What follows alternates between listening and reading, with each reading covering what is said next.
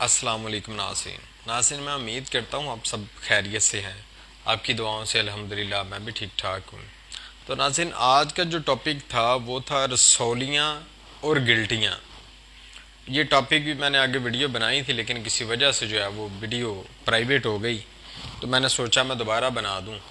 तो सऊदीया से एक हमारी बहन ने मुझे मैसेज किया था, तो मैंने सोचा चले वीडियो बना देता हूँ, जब तक वो वापस आएँ उनका ये मसला हल हो जाए।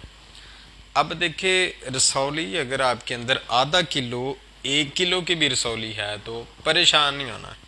इंशाल्लाह 1 से 1.5 महीने का इलाज है, वो रसौलियाँ आपकी ख़त्म हो जाएंगी।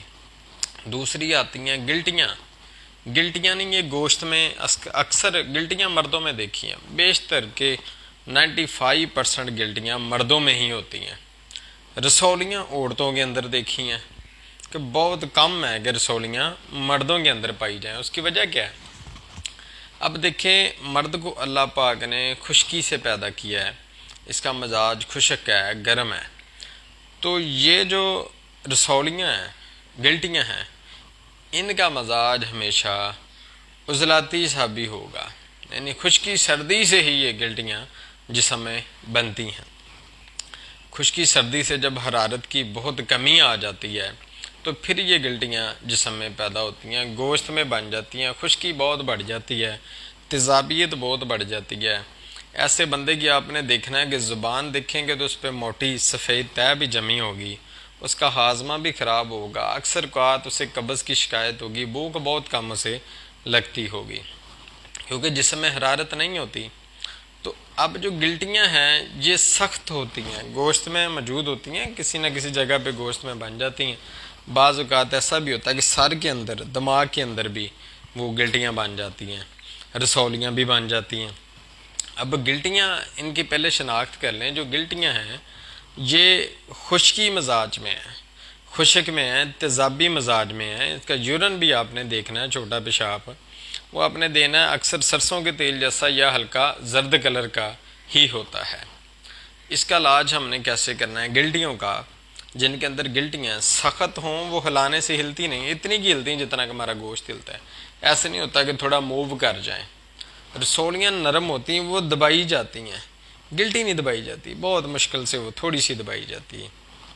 तो खैर टेस्ट इसमें भी पता चल जाता है, टेस्ट करवाएं तो पता चल जाता है गिल्टी है कि रसौली है। गिल्टी में आपने इलाज क्या करना है? अगर आपके जिस्म में गिल्टियाँ हैं तो आपने 4 मलयन इस्तेमाल करना है। 4 मलयन आपको पहले बताया था, सुरखराई 10 ग्राम, अजवैन देसी 10 ग्राम, तेज़पात 10 ग्राम और 30 ग्राम गंधक आंवला सार। ये 4 चीज़ें आपने इनका वज़न करा लें। इतनी रेशो में, डबल बनाना चाहें डबल बना लें।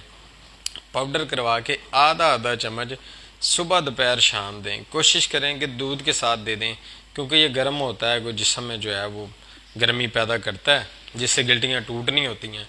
1 माह में इंशाल्लाह आपकी ये गिल्टियाँ मुकम्मल तौर पर ख़त्म हो जाएंगी। अब बात आती है रसौलियों में। ज़्यादातर औरतों के रहम में ये रसौलियाँ होती हैं या पेट में रसौलियाँ बन जाती हैं। वो क्या होता है कि बच्चों की डिलीवरी के बाद या पहले जब तहरीक बहुत असाबी हो जाती है, जिसम में पानी बहुत ज़्यादा हो जाता है, ये असाबी तहरीक में गिल्टियाँ बनती हैं। क्या होता है कि जिगर ठीक से काम नहीं कर रहा होता, तो वो जो गदूद होते हैं वो फूल जाते हैं और ये शक्ल इख्तियार कर लेते हैं गिल्टियों की, इसके रसौलियों की। तो रसौलियों को आपने कैसे ख़त्म करना है, इसका बड़ा आसान इलाज मैं आपको बता दूं। गर्मी खुश्की दे दें, खुश्की गर्मी दे दें, ये रसौली 1 किलो की भी होगी तो ज़ायल हो जाएगी। इसमें आपने क्या करना है?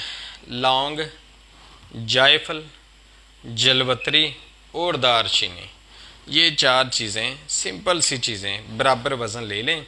इनका 500 मिलीग्राम का कैप्सूल भर लें। सुबह दोपहर शाम एक एक कैप्सूल आप जो है लौंग दारचीनी के कावे के साथ आपने ये खाना है। 3 टाइम ये कैप्सूल आपने खाना है। अगर आपका वज़न 80 किलो से ज़्यादा है तो फिर 1 ग्राम का कैप्सूल 3 टाइम लौंग और दारचीनी के कावे के साथ। अगर आपका 80 किलो से कम है, 70 है, 60 है, 50 है, फिर आपने आधे ग्राम के कैप्सूल 500 मिलीग्राम का 3 टाइम खाना है। इंशाल्लाह आपकी रसौलियाँ और गिल्टियाँ जिस्म से ख़त्म हो जाएंगी। मेरे